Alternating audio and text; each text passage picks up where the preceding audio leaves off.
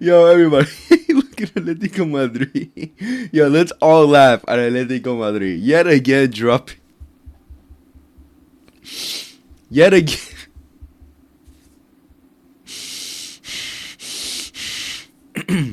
Yet again, dropping points. Yeah, they were so high. Like, oh, look, we beat Real Madrid. We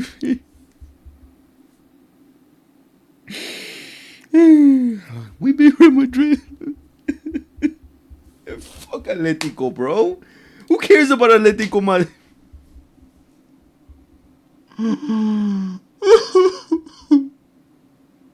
Four, four fucking one.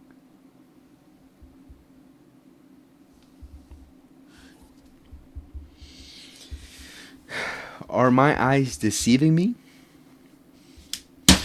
Are my eyes deceiving me? 4-1. Wow. Wow. Don't worry. I wasn't running away from this. I wasn't running away from this game. Of course, I couldn't see it live. I couldn't watch the game live. Thankfully, I couldn't see it live. Because it would have been 10 times more painful. And if I streamed it, whoo-hoo, I probably would have said some things I would have regretted. But, you know, obviously, I had to rewatch the game. I couldn't make a max reaction or give my thoughts on the game without actually watching the full game. I just finished watching it. And, wow. Abysmal. Disgusting. Atrocious. Horrendous. How many more words can I describe it as for this performance? Oh man, what a game! What a game from Barca! What a game from Sevilla! Kudos to Sevilla. This is a fair scoreline. They fully deserved it. Fully deserved this win. And what more can we say? Sevilla. What place are Sevilla in, by the way? They're sixth. All right, not bad. You know, decent from them. But I think I saw a stat like they haven't won at home in I don't know how long. I don't give a F. I don't give a motherfucking F. It's about the performance. At the end of the day, it's all about the performance. If Barca had lost this game, let's say 2-1, 1-0, but we put up an incredible performance, but their goalkeeper went Neuer mode 2014. We were missing chances, clear chances, blah, blah, blah. But we were clearly the dominant team. We deserved to get something out of it. But unfortunately, it wasn't our day, and we lost. All right. But this was nowhere near that. Nowhere near. The performance today. Wow. You know, everyone thought that, oh, it was a wake-up call. PSG was a wake-up call. No, this was a wake-up call. This was a wake-up call. Because losing to a top team like PSG, in some cases, it's acceptable. Losing to PSG is acceptable because they're a top team. They're the best team in the world, you could say. Right? But losing to this manner to Sevilla, which could have been far worse, by the way. Like, those 3 goals that they scored, or those 2 extra goals that they scored in the second half, they should have done in the first half. They did what they should have done in the first half, basically. It's redemption for all the chances they missed in that first half. But, man, wow. How easy Barcelona made Sevilla look so great. Like, Sevilla looked like they were playing with boys. They were the men's today. We were the boys today. We were chasing shadows. We were getting bullied off the ball, losing 50-50s. They were on it. So aggressive. Like, all over us. They from this game, from the first half especially, practically most of the game, they took a note from the PSG game, basically. And they did it so well. And they shut us down. High press, man mark our key players, and we're not getting out of our own half. We're going to make mistakes. And they clearly did that. But the way they exposed our high line today, too, man, wow, abysmal. But let's look at the lineups really quickly. For Barcelona, Chesney in goal, backline Jus Koundé, Ronald Araujo, Paco Garcia, Gerard Martin. Midfielder, Frankie de Jong, Dani Olmo, Pedri. And up top, Ferran Torres, Lewandowski, and Marcus Rashford. Now, from all these players, if I were to give any type of credit to any of these players, say, all right, at least you tried. The rest, not good enough. It'd be Marcus Rashford. He got a great goal. Pedri, somewhat. He still had a difficult game. Very difficult game for him. And I would say Frankie as well. I thought they did decent. At least tried, right? Try to get us into the game.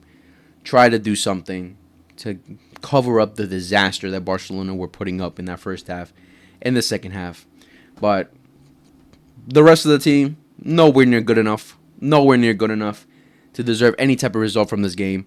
And yeah, we got what we deserved. We got what we deserved. Look, the legend Alexis Sanchez, who put up a crazy first half and second half is too. First half, he was all over us. He was their main guy. He was opening up plays, opening up chances for Sevilla. And then second half, he went, all right, obviously we can't allow Barcelona to take the lead. He went defensive mode. Credit to him. Credit to him. But the whole team in general. Again, their manager, Matias Almeida. Again, just looked at the PSG game and he said, all right, boys, we're going to do the same thing. We're going to do the same thing. Press them high. Man mark Pedri and Frankie. Get them out their game. Man mark Dani Olmo. Press them high. Put pressure on them. Play aggressive. Not let them breathe. Suffocate them. And then, boom, we'll hit them.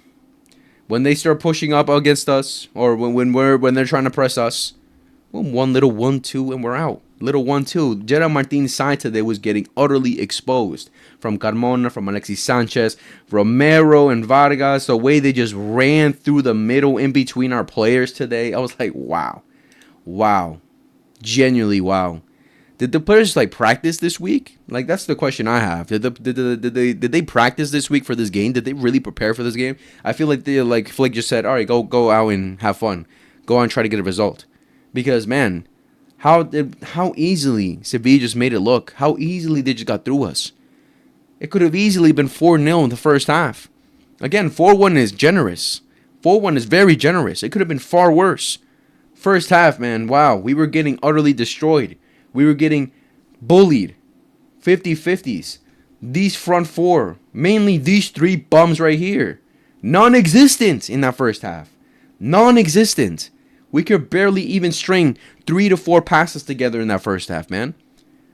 Luckily, we were able to get one back in extra time. And everyone, I saw a rival was saying, "Oh, why did they get it 30 seconds more?" Blah blah blah blah blah. It's because this guy went down to the ground for a minute. So obviously they're gonna add another minute. So there's no complaints there about giving us extra time. And that extra time that they gave us in the first half to get their goal back, which was, by the way, a great cross from Pedri and Rashford, amazing finish. But it's just a matter of, besides that, we created nothing. We did absolutely nothing. We couldn't string any type of passes together. Sevilla got it spot on. They did what they needed to do to get, go up in the first half.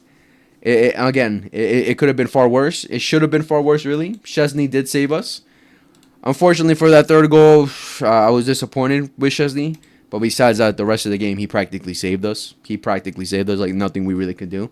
But the first goals that they got in the first half, Sevilla, the first goal was a penalty, obviously, because this dumbass, I don't know what he was doing. I'm sorry, let me call him dumbass. This idiot sandwich, I don't know what he was doing. I genuinely don't know what he was doing. Araujo, you're already such a physical specimen where you're so huge. Pause. All you have to do is body him. All you have to do is just body him. You don't have to grab him, be all over him like that, and then at the same time, bring him down with your feet. What are you thinking? That's a clear penalty. Clear penalty. Didn't even touch the ball. What was the point of that? Just put pressure on him. He's going to eventually either hit it out himself, dribble out himself, or try to hit it off you and get a corner. Who cares? Better than a penalty. Far better than a penalty. Such a stupid... Oh, my God, man. I don't know what goes through his brain sometimes. I genuinely don't. Clear penalty. Alexis Sanchez steps up, and he scores it. And he celebrates too, dick. But, no, 1-0 up. And then after that, boom, boom, boom. Hitting us. Getting past our flanks so easy. Again, it was mostly on Martin's side. But the way they also got through easily through in between Araujo and Cubarsí, I was like, God, bro. What are these players thinking? Again, that's just genius from Sevilla, genius from the manager to just find ways of breaking this down. Which, again, most teams are going to find ways to break us down with the high line. Because we already know what the high line is about. And we'll talk about it when we get to the second half. But we already know what it's about. But it's just a matter of how bad everyone up top was. That we just allowed Sevilla easily to get through to our half. And easily get through us to cause us many problems. The second goal they got, again, another through pass. They easily got through us. Easy, sweaty. They could have scored in. Again, it was fair. Because they did that multiple times during the first half where they could have scored many more. They were missing clear ones, really. They were missing clear ones. Obviously, it's a lack of quality up top. But the second goal, fully deserved. Fully deserved. And then we get a goal back. All right, cool. That gives them some hope, right? It gives them some hope. Again, rewatching the game, I already know what I was expecting. I already know like the result. I already knew the result and everything. But I was like, damn, bro. That first half was genuinely terrible. Thank God I didn't stream it. Thank God I wasn't watching it live because I would have been absolutely pissed. Like, it literally is like second half from PSG translated into this first half against Sevilla. Like, they're both one game. Like, we just went from PSG second half straight into this half, in this first half against Sevilla, where nothing has changed. Barcelona getting bullied off the ball. We couldn't string any passes together. We were getting dominated. They were all over us. They clearly deserved to win the game. They clearly deserved to get some goals. And we were awful. We were awful. But, man. Second half, Barcelona were, quote-unquote, a bit more in control, quote-unquote. We were, quote-unquote, a bit better. And I'm saying quote-unquote because it wasn't good enough either. Clearly, what I mean by we got a little bit more control, which is that we actually were able to string some passes together, where we actually were able to, flow a little bit up going forward now. Like, his first half, we could barely get into their own half, and what we did, we lost the ball immediately because they just pressed us so aggressively. They were so on it. Like, we could barely even breathe and barely do anything. But second half, we were able to, open up a bit more, open up space in their half and try to create some danger. And I mostly... and it's mostly because of Eric Garcia coming on and Alejandro Balde coming on. Araujo came off, I'm pretty sure, because he had some discomfort. That's what I heard what the commentator said. And Balde coming on was clear because Gerard Martin was putting up a stinker. Everything was going through his side, and they were getting it through his side easily. Like, I remember even during a hydration break, the manager... when the cameras go to the manager, it's like, oh, what are they saying during the hydration break? All they said is, 1-2 go on Martin's side. This is the weak point, 1-2, and then you're through, and then you can cause some problems. And that's exactly what happened. That's exactly what happened. But, yeah, Martin clearly had to come off. But we needed someone, obviously, to try and open up space for us. Someone to, obviously, break down and make some runs, do a little bit more, be more active going forward at least, because Martin offers nothing going forward. And Alejandro Balde was that. So, Eric Garcia and Balde were positive changes. And, again, we started going up a little bit more, and it was clear that Sevilla were tired from all the pressing, all the running they were doing in the first half. And, of course, mentally that hits you too, because you were all over them, and you understand, like, going up against a side like Barcelona, you need to take your chances. You need to always take your chances, because if you don't, they can hit you back, because they have the quality capable of doing that. And probably mentally that hit them a bit like, oh, my God, we have to be on it now. We have to be perfect now, because, of course, they missed so many chances in the first half. But defensively, Sevilla, though, were solid still. They still give us a lot of problems, a little difficulties.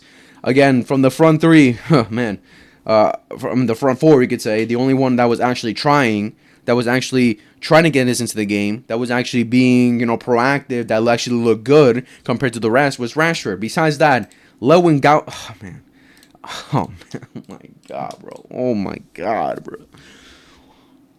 Man, the stinkers that these guys put up today, I genuinely... I'm in my limit with them now. Ferran, I'm getting in my limit because let's not get it twisted. I know a lot of people have been hating on Ferran because of these last two performances, but Ferran has actually looked kind of positive at the beginning of this season. Could it be a factor because of Lamine starting a bit in the beginning and then helping him out, look better? Rafinha too, Fermin, yeah. Without these players, I guess he links up worse. But these last two games, Jesus.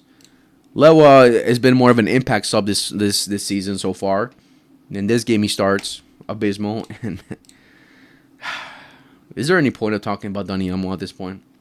Oh, the most foul player in the game. Okay. Yeah, I saw those fouls. It was all right. It wasn't anything crazy. It wasn't like he was making a great run and he's through on goal. They fouled him. No, they just he just received the ball, and they fouled him on when the moment he received the ball. It wasn't like he got away from them or anything. So. Who cares about that? But I'm just gonna repeat. If I try to talk about Dani Olmo again, I'm just gonna repeat what I said in the PSG game. Really, I'm just gonna repeat everything I said. All I can say is, can't wait for Fermin to come back. That's for sure. Again, the second half, we were going forward a bit more. We were trying to be a bit proactive. Sevilla were clearly tired from all the running they were doing in the first half. But it just wasn't enough still. It wasn't enough. The only clear chance that I remember were a little header into the box for Dani Olmo and, of course, the penalty. Like with Lewandowski, I already said it since last season where he had a great season. I can't lie about that. Even though in some games he was still very frustrating, like he was in this game. I've always said since last season that Lewandowski's not going to put up a performance for you. He's not going to be good. He's going to be non-existent unless the whole team around him is playing well. If the team isn't playing well, then he's absolutely useless for you. He needs someone to feed him. He needs assistance. If no one's offering that assistance, then he's going to be non-existent, right? But what we do expect from Lewandowski is the little chances we do create, the opportunities we do give you. Score them, buddy. Score them. Score them. It's easy. You're Lewandowski. Today you're Lewandowski. Today you're Robert, actually. You're not Lewa. You're Robert today. Robert. But the opportunities we give you, score them. Balde gets a penalty for you. Finally, you can say, okay, Lewandowski's going to show up for us. You missed the entire net. What do we say with penalties? If you miss it because the goalkeeper saves it, fair enough. But to miss the entire mother effing target? Are you kidding me? That little jump he does, that little pause he does, doesn't he do it because he's trying to guess where the goalkeeper is going? Like, isn't that little pause to see, okay, that little glimpse to see where the goalkeeper might dive? So he did that basically for no reason because he still shot it the same way where the goalkeeper guessed it, basically you could say. But he still shot the same way the goalkeeper went. But to miss it entirely, the whole net, man. One opportunity he got to bring us back into the game, messes it up. The other proactive substitution was Rooney, who had the two clearest chances in that second half. Am I going to blame him for missing them? No. Obviously at the moment you get pissed because I actually did see the last 20 minutes live, like while the game was going on. I actually saw the last 20 minutes. I was able to catch the last 20 minutes from minute 80 to minute 90 and then extra time and everything. So I was able to watch, and that's when those opportunities came for Rooney. Where, man, that first one, I was like, damn, bro, come on. You have to do better there. He shot it right at the goalkeeper, basically. Obviously, he was under pressure as well, but he had to score there. And then the second one where he gets in the box, he shoots it instead of crosses it in or making it sweaty. I don't know. We can call it inexperience. We can call it immaturity. We can call it obviously just hasn't had these moments where he's had to show up for a big team like Barcelona under this pressure to score these important goals, right? So I'm not going to blame him because still it's no excuse for the rest of the performances. It's still no excuse at all from how Barcelona played today. And if we got those goals back, we still would have been talking the same things. If we won this game, we still would have been talking the same things about the countless mistakes that Barcelona have made. And it's not just this game, it's from the beginning of the season as well, where Barcelona's defensive line has not looked good enough, where we practically, I think this is like the third time we've gone down first. Like, it's completely unacceptable, and things had to change from the past. After the first international break, we looked a little bit better. We looked a bit better, but still, now these last couple games, what are we doing? Not good enough. So I'm not going to blame Rumi at all. After that second chance, they hit us on a counterattack. They get through pretty easily. Again, those two other goals, the two extra goals that they got for the 3 and the 4, were basically what they should have done in the first half, and we got what we deserved. Like, we were attacking too much. They hit us quickly on a counterattack, on the wide areas, easy sweaties, boom. What else could we really do? Honestly? Man, disappointing. Really just genuinely disappointing. I was lost for words when I saw the scoreline. Again, but just looking at the match, it could have been far worse, 10 times worse. And yeah, nowhere near good enough for Barcelona. Now we're heading into international break. Now second place, giving the lead to Real Madrid because they won yesterday against Villarreal 3-1. can see the scoreline right here. Now we just gave the lead to Real Madrid. We're 2 points behind Real Madrid. And again, what else can I really say about this? It was nowhere near a response from the PSG game. Nowhere near. If anything, we just looked tired. Like the likes of Frankie, like the likes of Pedri that game. Like, again, like he got the great assist. I think he tried, but he just looked so gassed. He looked so gassed. A lot of these teams just look physically out of it. A lot of these players looked physically out of it. Probably because we were chasing the whole game against PSG. So it obviously gets you tired, right? But it's also a matter of, like, you still expect more, bro. You still expect more from these players. And going back to the high line, like, again, we already know how the high line works. The high line definitely has its problems. Definitely there are ways to expose the high line. Good teams will expose it like PSG did. Good teams will expose it eventually. But it's just a matter of, we know how it is. It's high risk, high reward, right? Where the reward is clearly put pressure on the opponent, pressing them high, try to score goals, try to be proactive. Everyone up top has to be on it. When the players up top aren't on it, it's like that saying goes, take your chances or the other team will. We don't take our chances. This front four clearly aren't good enough. Clearly we need Rafinha back. Clearly we need Fermin. Clearly we need Yamal. Clearly those guys were the reasons that this high line actually worked. Because these guys right here, oh man, nowhere near good enough. Nowhere near good enough. How can we expect the high line to work if the players up top aren't doing their job? When we just expect to just catch everyone offside all the time, like, because we caught them offside like I think like 4 different times in the first half, but they still got through us like 4 different times as well. So it's a matter of like at times it will work. Sometimes we'll catch them offside. It's perfect. But then there will be times where they will get it. They will get through. They will get through, because all they need from one of these players just time the run. They just need to be smart with it. They need to be smart with it. There's always going to be that one sneaky player that's going to make a run, because these back four can't constantly be looking at every single player when to expect someone to run. They have to be in sync of when they press high. They have to be in sync when they try to catch people offside. And it won't be perfect all the time, because eventually one person will get through. One person will make that perfect run, and then boom, they're through. Boom, they're through. Especially since this backline already has been awful this season. Hasn't been good enough. Like, to say that, in my opinion now, Eddie Garcia has to be a full-on starter, which is crazy to think, right? Because no one ever would have thought that at the beginning of the season, that Eddie Garcia should be our main center back now. Because he's been the best player for us this season so far. It's definitely best defender. Because Cubarcia, Rajo, nowhere near good enough. Christensen, he comes on. Like, I want to see what Christensen and Eddie Garcia can do as a duo as well. I would like to see that. But at this point, it's looking at Eddie Garcia has to be a full-on starter now. And, man, we just have to hope and pray.